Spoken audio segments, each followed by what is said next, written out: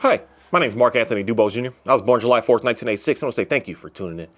Today, I want to talk about something about this concept of this interesting stuff that goes on these lands. People like to talk about what they see, but they don't like to talk about what's not seen. And when you don't talk about what's not seen, you're not going to get the main thing I want to say here is the full picture. You're only getting not even half. If all you're paying attention to is what you see, you're not even getting half the picture. You're getting like 10%. You're getting a fraction.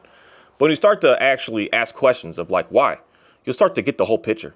And a question that I want to talk about today is a question that a lot of people are just more likely maybe wondering about. And I'm not one to like try to please people, but there's some things that I want to be able to talk about in the sense of being able to, this may not be the right word, but inspire someone else to do more of what it is that I've been able to do. And that's the concept of being and learning how to be more self-sufficient and doing things on your own and coming up with everything that you need to be able to take care of your own. That I don't need to go somewhere else to get what I need. And the biggest thing that I'm being the most self-sufficient with is my food and my food source, where I'm trying to get to the point that I could make my own soap. That's why I'm trying to get a couple more goats so I can get some milk from them to make my own soaps, to make my own cheeses, make my own butters, to I'm trying to make my own clothes and make my own boots and make my own everything. I want to know how to make everything. All the way down to starting up a lumber mill and cutting trees down to start making my own lumber so I can start making my own stuff. That's literally my mission in life that has led me to be able to, say, work with dogs. And I got a dog in the beginning to be able to help me do some things. And to help me do some things is to, in reality, straight up, help me stay alive. So today I want to do a show and tell of a little bit of what I do and asking that question of, Mark, why do you allow your dog, your border collie, to just chase and terrorize and pin down and do all that with the roosters? And I'm going to add to that. It's not only just the roosters. It's the hens. It's the baby chicks. It's the pullets, the baby young females. It's the roos, the young males. It's everything out here because I'm not teaching him how to herd and move and gather. I'm teaching him how to hunt and gather food for us to be able to eat tonight. That's what I'm teaching him. I'm not teaching him some games. I'm teaching him some life skills so that I can be able to move on another day. And when I got him when he was a little baby, I saw something incredible behind him that he was capable of being able to do that I just don't see many dogs have what I want to say is the right drive behind them to be able to do. The right drive to be able to go in and get what I want without, the main thing is killing it. I don't want them to do that because then that, for me, I'm just kind of, I don't want to eat something from something that my dog has taken its life.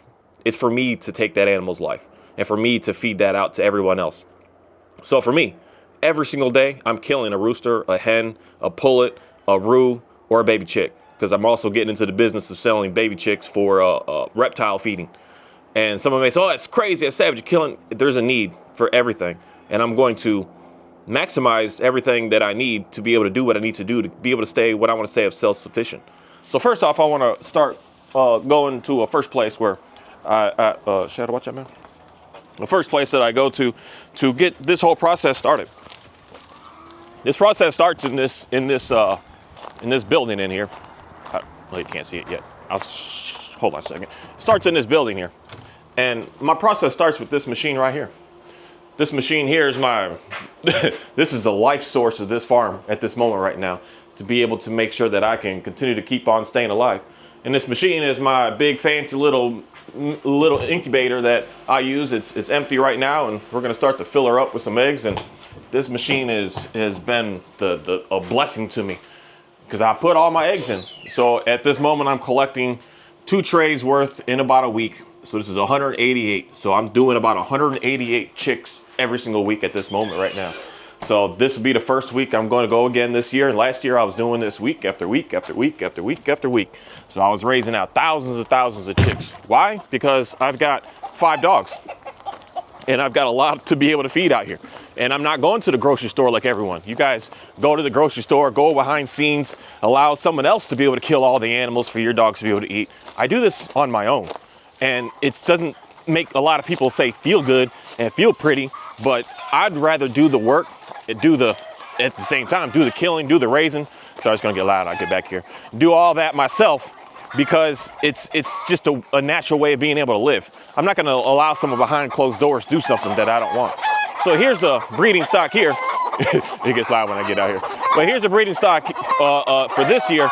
they're gonna end up going in the way back field back there. Oops, sorry, Shadow. At some point. But these guys here are the ones that are giving me all of my eggs that I'm needing, that are going to go into that machine. So that breeding stock there is the breeding stock that is keeping this farm alive. I've created that from, I initially bought six girls and a boy, and the first year I was breeding and hatching, and then I ended up with hundreds of them, and then I've now ended up with, at the swing in the summer, thousands of them. And I've got a little experiment pit here that I don't really want to look too deep in there, but a little experiment pit there that's how I'm starting to know how to raise all of my own food for my own animals. So now I'm raising a fly larvae colony so that I can be able to give my chickens food from the farm, because I rarely bring in any feed in reality to be able to feed these chickens. So I'm trying to do everything in a closed loop. So I'm not spending any money on buying feed for the chickens. I'm not spending any money on feed for the dogs, and I'm not spending any money for food for my own self. So I'm getting a complete system here. And this may sound savage, but this is my life.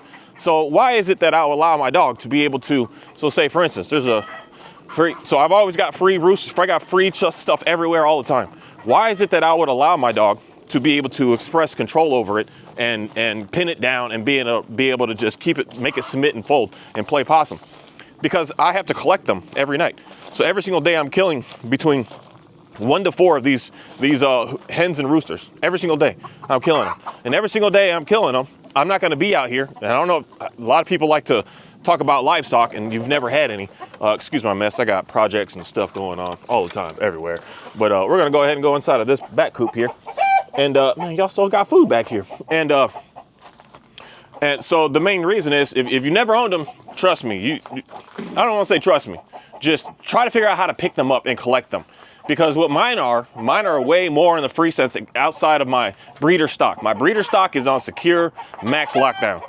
They're on secure max lockdown because I want their eggs and not say they gotta keep them safe, but I can't allow predators to come and take them out in the middle of the night. Not that I don't care about the rest. That's why I have a livestock guardian dog down there to be able to do what I need them to do. But the rest of these chickens, they jump into these trees. They jump in the trees. They're in the trees everywhere out here in my backyard. They're everywhere in the trees. And it's not so easy to just, let's just pick it up because I just want to grab it. No, you have to get them. So I've trained and teach my dog how to be able to hold it down so I can come walk up to be able to get it. Because as soon as I pick it up, I come over here to this little machine thing here. I don't want to really call it a machine thing here, but this is, I got to fix that right there. But this is, every time I walk around, there's always something to do. But this here is a machine that I use to be able to say dispatch the chicken. I put the neck in there and then I go ahead and get the chicken to be able to, I kill the chicken myself. So my dogs are not allowed to kill him. I do have one that I allow him to be able to know how to do a full hunt pursuit. No, hey girl, do a full hunt pursuit. We'll leave this door open for now. Let's say hi to the donkey. Donkey wants to say hi. So this is my backyard protection. I can't reach through and touch him right now because there's a hot wire. I'll touch over the top. Hi, man. I know you can tell I'm nervous because I don't want to get hit by that wire. That wire, it hurts. But every single day I'm killing one of these guys. And every single day I'm not going to spend 2, 3, 4 hours trying to chase them to try to get them so that I can be able to kill the animal. And this is a part that, again, my life is much, much different than especially people in America, or especially I can use that concept of the Western world, like compared to like 99.99% of people. 99% of y'all have no idea about what it takes to be able to get and maintain and take care of your own food. You're so far disconnected from the reality of what I want to say is the savageness of it. And I deal with the savageness every single day. Every single day I'm in the middle of it because I'm not going to allow something to do it for me anymore in my life. If I want to eat, if I want my dogs to eat, I'm going to do what I need to do to be able to get it for them myself. And I don't want to have to get some third party involved so that I can try to make myself feel better like I'm not the one, what's up girl, that I'm not the one that's in the middle of doing the mean, cruel part about it. The mean, cruel part about actually taking the animal, having it being alive in your hands, and then taking it over to something, killing it, and then taking it over to something to start to take it apart, dismember it, and then taking it to something to grind it up, to taking it to something to cook it down, and taking it to something. No, I'm doing the whole thing. And that's the part that I believe is what gets into most people's feelings, because you're not connected to that process at all anymore. But for me, people are trying to watch my dog and wondering, what the heck is that dog doing? I'm teaching Alton, or except the Dalmatian, she doesn't have no drive. She got a drive to kill.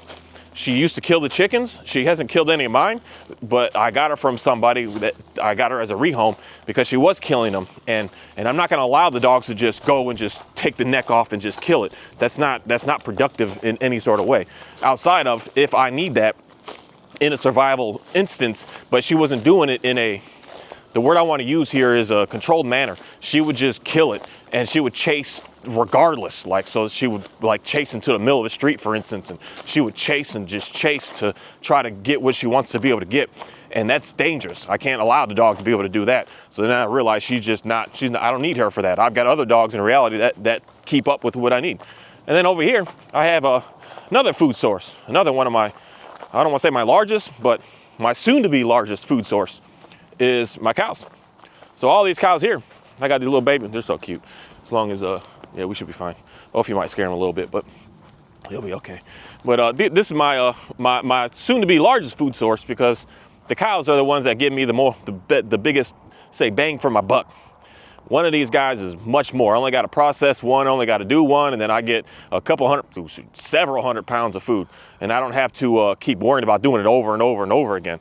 But everything that I have outside of my donkey is protection. Everything I have is out here for food. We're not out here. I'm not out here just to. Sorry, she's terrified of the cows. Most dogs are. My border collie is the only one that can move them around. But everything out here has a design and a purpose for what I'm using it for. And what I'm doing, again, is not what 99% of people need to do. So when I'm moving these animals with my border collie, I'm moving them. When I'm gathering my animals with him, the other ones like the roosters and the hens, we're on a hunt. I don't need to hunt the cows. I can see them. I don't need to really pin them down, because if I needed to get them, all I'm going to do is pin them into a trailer so I can take them to the processor, and soon enough, hopefully, I'll be able to get my own system to be able to process these guys as well on my own. I don't want to even have to take them anywhere. I'm learning what I need to get, what kind of trailer I need, what kind of freezer I need, so that I can go ahead and process these guys all myself. And everything that I'm doing is coming down to a sense of staying alive and eating. And staying alive and eating is something that is a skill set in my mind that we're disappearing from as human beings. And the more we're getting disconnected from it, the more that we're starting to get into that sense that more we're getting into that sense that we want to be as far away from, said the what's the word I can use here? The savageness as possible. And anytime that we see anything that gets in your feelings of like, oh, that poor animal or this poor thing, I'm going to straight up use this word because it's the truth of what it is. That you're a hypocrite because you go to the restaurant and eat that steak. You go to Chick-fil-A and get that chicken sandwich. You go to these places and eat this food. You'd rather someone kill it behind closed doors so you don't see it, so that it makes you feel better that it's okay to be able to eat it. But now, if you had to kill it yourself, would you still eat it? If you had to raise it from a baby animal, like I'm not even raising from baby animal to this point today. I'm going a little bit deeper than that. I'm raising it from the start from the parents. I got because that's the cows that I process, is the start from the parents. I'm not even buying an animal off the property. I'm using animals to eat that I've watched born out here. I watched all 3 of those baby girls get pushed out here.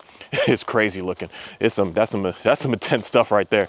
But watched all of my hens over there lay eggs every single day. They're doing it over and over and over and over and over. And then I'm putting those eggs into a machine, and out of that machine comes my baby chicks.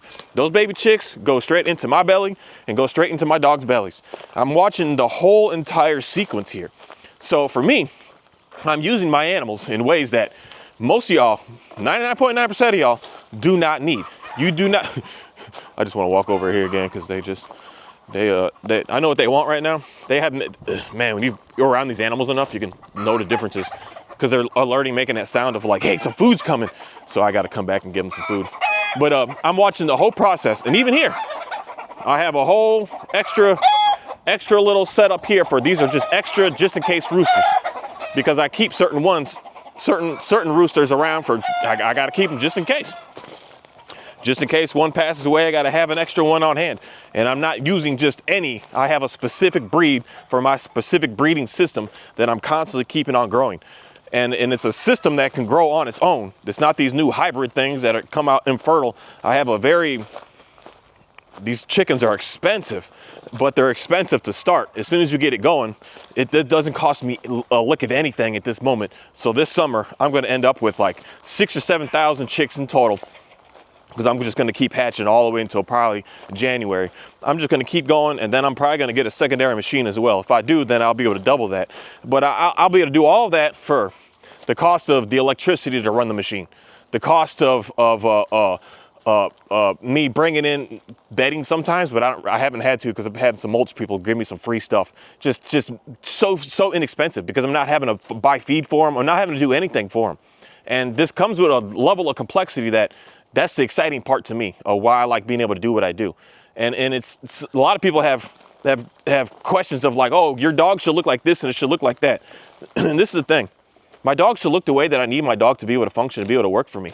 I'm not here to put a show on and try to talk about how great I can be able to get him to left, right, over, circle. No, I'm teaching a dog how to hunt, and hunt efficiently and fast, so that we can be able to get done with this and get going and get moving in the morning, or get going the next day. I'm not here to play games and just to sit around and just lollygag. I'm here to get stuff done. And I've done stuff with dogs that, again, most 99.99% of people, y'all pet dogs, you do not need. And this is the thing. This is a part of my lens and why I'm able to see things much differently with these dogs, because I do things that people don't want with their dogs. When you're doing the opposite, and then you get to see to figure out how to be able to, because that's a big thing with me in my life, is always figuring out, taking something apart to figure out what's in it so that I can put it back together again. And sometimes you got to take it apart and not know how to put it back together again, to learn how to be able to do it better the next time. And that's what I'm doing. I'm doing stuff that so I have a dog that I allow to pull hard. She pulls and pulls and pulls. And everyone's like, oh my goodness, my dog pulls. How do I get it to stop pulling? I'm convincing a dog to pull. I'm trying to train her to do it. The more I've learned how to get her to do it, the more I've learned how to get them not to do it. The more I've learned how to get a dog to know how to chase and hunt and pin and go savage, the more I know how to get a dog not to do that. That's why it's weird on my property. I have like complete polar opposites of dogs. I have one dog that does that, and then another dog that just has zero desire in it. And then I have another dog that has zero desire to pull on a leash, but he walks perfectly right next to me. I have polar opposites in everything that everyone is looking for your dog. And that's where my lens comes in on seeing that a lot of these dogs that a lot of people are struggling with, it's because you are not allowing the dog to have that. The word isn't game. Games are not what we need. The work that the dog is needing. A lot of these dogs have a little bit of work behind them, and we can tailor that work to be able to work for what you need them to do. It doesn't need to be some work that you're even uncomfortable with, because a lot of work that I do with my dogs, most of y'all are uncomfortable with. You're like, heck no, I never allow that. I don't need that for my dog. You don't need that. And that's why it's weird that someone would look at something and say, hey, you're wrong, but you don't know what I need. You don't know what I'm doing. You don't know what I'm dealing with. You don't know what I'm looking for. And at the end of the day, someone could say, oh, I'm wrong because I kill my own animals. You're on a slippery slope by stating that. You're on a very slippery slope, because then you got to, like, I'm like micro scale of what I do. You better go after the guys that are actually and the girls, the people, let's put it that way. You better go after them that are actually a big name and a big game in this industry, that are killing all of these animals, that are taking all these animals and putting them in to be your dog food that you're feeding your dogs, that putting into your food that you are eating right now, to the food that's going into the baby food, the food that's going into everything right now. This is a worldwide thing that we do. This is just real life. But a lot of people want to run away from that, and they want to try to critique that and say, like, oh, that's not right. We can't do that. But yet you're doing that. You're just not putting your hands in on it. I'd rather have my hands in on what I'm doing. If something's going to die, to be able to make sure that I'm going to be able to eat and stuff and my life's going to be able to eat, I'd rather it be me do it. I'd rather it that way. There was a time and day for sure. Heck yeah. I was never involved in this work. This is my 7th year doing this now. I was never involved with this. The first chicken I ever killed was like, I was like straight up, I was crying about it. And I was crying about it for days. And I couldn't eat the thing. And I was crying about it. And then at that time, you know, I came here for a reason, because I didn't have, I was low on money, and something, I could pay my bills, but I didn't have enough to be able to eat. So it was a one or the other. So I came here in the sense of figuring out how to be able to have my own food, for one, but I needed it. So I was raising chickens, and I needed them. And I needed them to survive. So I got through that in the concept of surviving my own self. That I killed the first one, and it was hard for me. Days later, I started getting hungry, and I got that grill going, and I killed another one and processed the whole thing all, because I got my whole system back there: my plucker, my cones, my tables, my knives, my sink, my everything back there to be able to process all of my own chickens. And it was hard, but the more and more I kept doing it, the more and more I keep doing it, not saying the easier it gets, but just the more normal and natural it becomes, of saying, I never want someone else to do that for me ever again. I want to do it on my own. That's something that is a different level of what I want to say is growth on this planet. It's taking in your hands what you need to be able to survive, as opposed to allowing someone else to be able to do it for you. And that's my mission and what I've been doing, and something that I would recommend to as many people as possible, to figure out how to feed your own dog. What would it take? What would it take? What would it take for you to feed your own dog? And I'm feeding 5. What would it take? Because I got rabbits over there as well. That's this year. I'm trying to grow up to that, to do a little bit more. But as long as I can keep growing my flies, I don't really care about the feed costs, because flies are fairly not easy, but as soon as you get a system going and understand how flies work and what flies do, it's really easy to keep growing these maggots out. It's like, it's an amazing thing, and they grow so many. It's impressive how many these little flies can turn into like millions, and that's enough to feed a whole lot of chickens. It's impressive. But what would it take for you to feed your own dog? What would it take? What would you need? How much do you think that you need? How much of a poundage does your dog need a day? What type of meat do you need? How would you be able to make that meal be a complete meal if you don't have the whole chicken and the whole animal, the whole carcass? Are you cooking the whole thing for them? What are you doing? What would you do to be able to get everything in your life to be able to be under your management, so that you're actually able to take care of them and not allow someone else to take care of your stuff for you? Something I would like a lot of people to think about. Thank you. Hey, Shadow. He walks around when I come around here. Otherwise, he just stays at the house, which I prefer, because he has walked too far away once. My neighbor's calling me, telling me that he's got a big white dog. I was like, I sure do. I was like, that big white dog needs to get back over here. He's super friendly, which I don't like, but it's all right.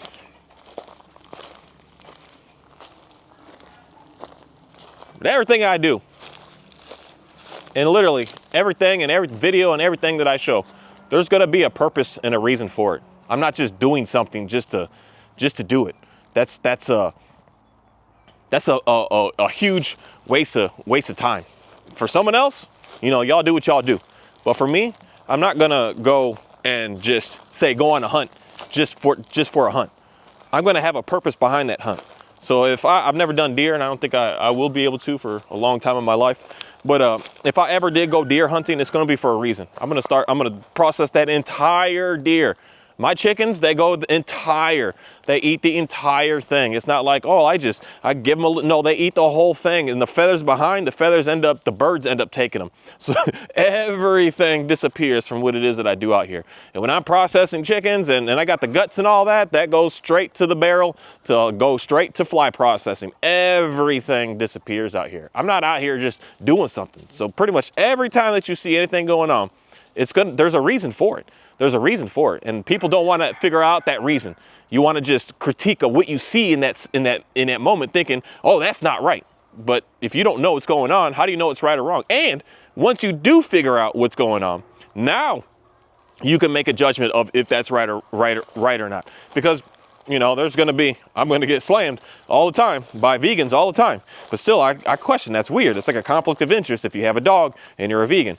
They're going to slam me and say, hey, buddy, you don't need to be out there killing those animals and doing all that like that. And I'm going to say, well, that's just not my life. And my dogs don't eat vegetables and fruits. My dogs eat meat.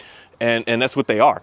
And even if that'd be a hard conflict of interest, but even if I was a vegan, I'd have to figure out how to be able to raise my dogs to be able to eat what it is that they need to be able to eat if I had them. So if I had my Pyrenees to protect my gardens, for instance, I would have to figure out how to feed him. And I'd feed him from raising out what I would need him to be able to eat. So for him, it would be some rabbits and it would be some chickens. So I still would be doing the same stuff even if I was a vegan, because my dogs, I can't tell my dog to do that. My dog has to be what my dog is. And that's something that is a very interesting situation, because what I'm doing may not be right for everybody. It may not be. You like your grocery stores, but what I'm doing is learning how to be able to survive on these lands, and learning. I've already hit that point of thriving by just being alive and being born in the United States of America. I'm already thriving from birth. Even though some of us grew up poor, I didn't grow up rich and fancy. I grew up poor. I grew up in a not so great area. I grew up in all that stuff, but I grew up already thriving because of the country alone that I'm in. The country alone. We got free everything out here. We got free food, free shelters, we got everything out here. And it's a extreme luxury to be able to just be born in the United States of America. So I've already been thriving. Now I'm trying to learn how to be able to survive, because it's a skill that I've never been able to obtain. And it's a skill that most people that say grew up and were born in America, were born in Europe and in all these countries that are like where I'm at, we don't know how to survive anymore. We don't have those skills. And I believe that that's a skill set that I want personally to be able to experience. I want to know what it's like to have nothing and figure out how to do it all on my own. What happens when the electricity, because next soon it's going to be electricity. How do I get electricity to keep going back again? How do I keep getting water? Because now here, I'm say I'm lucky, but I've got this well system. So I got a well system that's pumping water and it pumps it into here. What if there's no electricity and I can't keep pumping water into this tank? Where am I going to get my water from then? How am I going to get my water to be able to drink from and cook from and even water to give to, I mean, the dogs can go to the lake and get some water. But how am I going to be able to get all of that stuff? That's what I'm learning to be able to do. So things that I'm doing, especially with my dogs, is going to be something that is going to be what most every single person you don't need. And that's why I've been able to figure out how to be able to give people what it is that you're looking for. Because your dogs are doing what mine do that I'm teaching them to do. That's the thing that I wish that if anyone would listen to anything I have to say, that's the part of why I speak the way I speak, with trying to say, talk to somebody one-on-one about their dogs. Because your dog is doing what my dogs are doing, and I want it. I cheer it on, and I'm desiring it, and you don't want it. So you want to figure out how to do the opposite, and the stuff that I say is going to align with what it is that you're doing. And then I'm going to say, yeah, we got to stop that. And they're like, oh, why? Because that's actually creating the dog to want to keep chasing. That's creating the dog to want to keep going after animals. That's creating dogs to want to keep herding and guarding and gathering and protecting and doing all these things. So, because I'm coaching my dogs to do that. And that's something that is maybe a conflict of interest for a person to pop in and see a video of mine because you see something of what's going on. But that's I mean, that is what it is. But here, in reality, I don't know how to say this, but just saying it straight up. I do not like working with dogs nowhere near as much as I like working with food and figuring out how to be able to create systems to be able to create food, how to be able to create coops, chicken coops, how to be able to create indoor, outdoor shelters for them, how to be able to create this cool new thing. Ophi, get out of there. This cool new thing, because they love the maggots too. They love these maggots too. These dogs is weird. Or at least she is. No, the other ones don't care either. They'll eat them all. They're like, oh man, look at all that in there. It's a part of their meal. It's a very high protein meal. But that I like growing that. I prefer figuring out how to be able to talk about the concepts of how to get a barrel set up to be able to what to put in it, how to layer it, so that you can start attracting flies to start to be able to get food to be able to feed to your animals. I like that. That's the part where I enjoy. I don't know what it is, but I enjoy. But there's something in me right now that I'm just watching this stuff with this dog things, and I'm just seeing people struggling. You're struggling with. If I had it, I would be like, man, I like this dog, because I see a lot of y'all's dogs, and I'm like, I like this dog. Like I really want this dog. This is a cool dog. But that's for my work that I'm doing. For you and where you're living and how you have your lifestyle, that'd be an absolute, you're living it. You're living in a nightmare. And I see that lens, because I start to ask questions of, whoa, what the heck are you doing? You're doing what I'm doing. And you don't want to do that. You shouldn't be doing that. And that's where my Dalmatian comes in. She's in reality, I would say, the only real pet dog that I have. Johnny is a dual purpose. Shadow here, my Pyrenees, is a full-blown. It's weird how he's so creamy looking compared to her. She's so white, but she's dirty right now. But he's a full-blown livestock protect guardian dog. That's all he does is stay here all day, all night. He doesn't go anywhere. He's never even been in a vehicle. And my Johnny man, he's a dual purpose. He's able to weirdly turn on and turn off in a very, very interesting way that I could be out here and he's not going to chase, and he hasn't chased, and he doesn't chase a single thing. But if I tell him to chase, now here we go. Where my Border Collie, he's 100%, he only comes out when I'm ready to get something done and to move something. I rarely just want him around. Unless I'm playing with the cows, he's with me with the cows. But he comes out to get stuff done. He's hardwired. He's hardwired to just stay on, focused on work all the time. And then I got my Dalmatian here. That's my, I would say, is my pet dog. She hangs out. She doesn't do much. She does what I tell her to do. She's not allowed to chase, only when I tell her where to chase. She's not allowed to do anything unless I'm asking her that, okay, it's okay to do this. Where this dog, he's on automatic mode. And the Johnny, he's on 50-50 mode, and Oreo is also on automatic mode. This is the only dog here that doesn't have a role, a purpose on this farm, and I purposely have done that to her. But at the same time, if I wanted another working farm dog, I would have got one. I wouldn't have got a Dalmatian. This is a horrible dog for doing pretty much any survival real skills outside of just keeping stuff off the land. She could probably chase stuff to get it out of here, but it's a worthless thing for this dog to be able to do. But here, there's a bunch of feathers. The old chicken, they pull up. This is just what they eat every single day. This is what my dogs eat every single day. They eat food that I raise. And I don't know what it is. They love to, if they don't eat the whole thing, they'll bury, because this is where Shadow found this one. He buries it somewhere, and then he'll pick it up and get it, and then he'll eat it again a little bit later.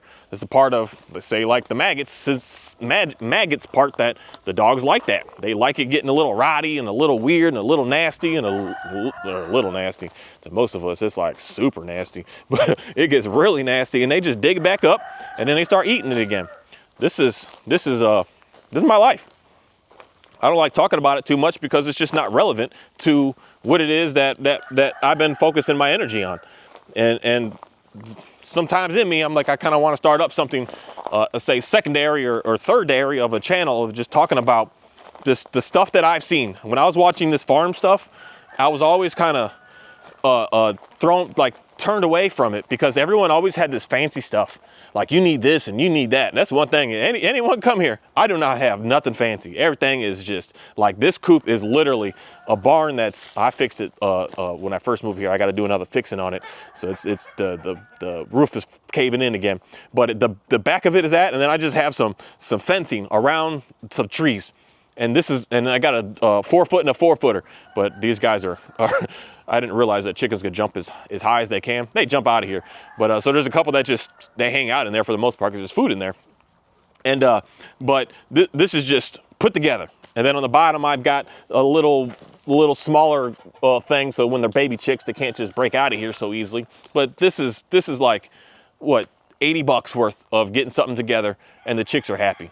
And then I built that shelter back there that is just pieces of a 2x4 that I got for free. I forgot where I got that one from, but someone was taking apart the deck. And then around it is a tarp. And that's what they stay in if it's raining. But in reality, the chickens stay on these trees in the middle of the rain. They don't go to the shelter. They live outside. They're outside animals. They rarely need any sort of shelter. I like the shelter to put the food in so the food can't get wet. That's it. But the chickens, they're outside. And this is the stuff that I just really, really enjoy because I don't need thousands and thousands, and I mean, a lot of the channels I was watching at first, I don't need millions and millions of dollars to be able to get this started. I need the will to want to get it going, and just realizing that you would just keep growing and growing as you go.